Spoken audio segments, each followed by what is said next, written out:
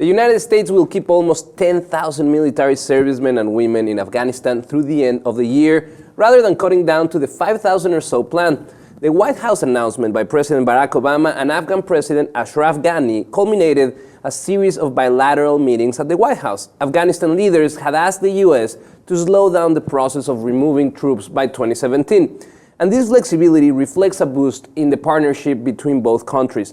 The goal is still to only have between 1,000 and 1,500 in the country when he leaves office in 2017.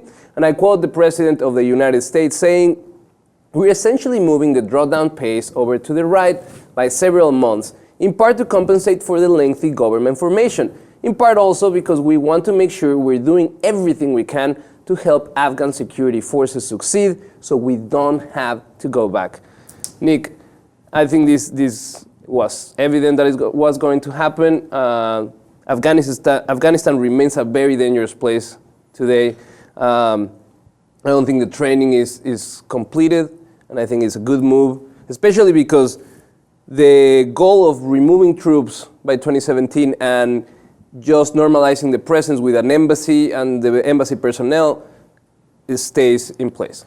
Yeah, I completely agree with you. And these kinds of things, the stability that we're looking for, that we need, those kinds of things take time, right? We've had a lot of time to do it, but sometimes it's hard to kind of gauge how long it will take, because not everything that you think will happen will happen.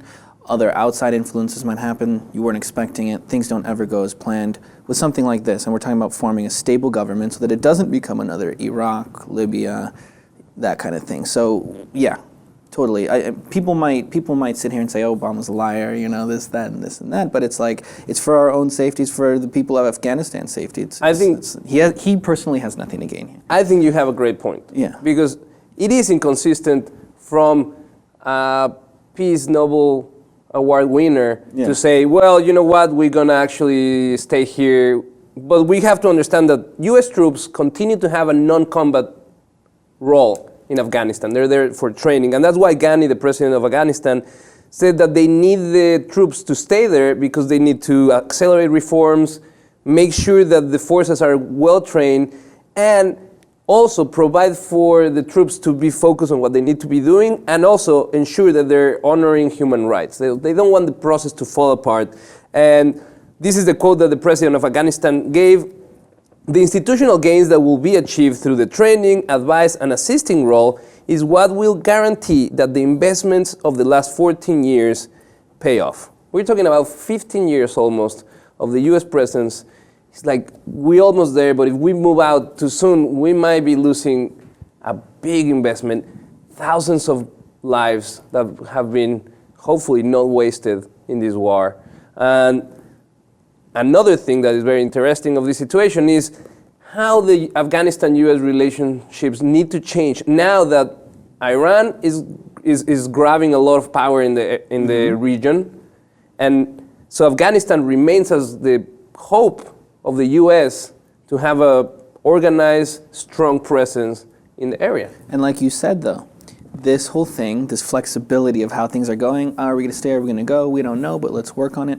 These kinds of things wouldn't have happened this way under Karzai. And this is really underlining the new cooperation that we're seeing, and it's really important. And it has to happen because we are literally now learning our lessons from other countries that I talked about before. Exactly. And it's like we finally got slapped in the face with all that, and now we're hoping to do things differently and better this time around, for sure. And just to see an Afghani president coming to the White House with a staff in an official visit and having, like we see in the pictures, that photo op, that PR work of having a legitimate government that is doing international trips, making decisions, making joint announcements, I think it gives a lot of strength to the local government.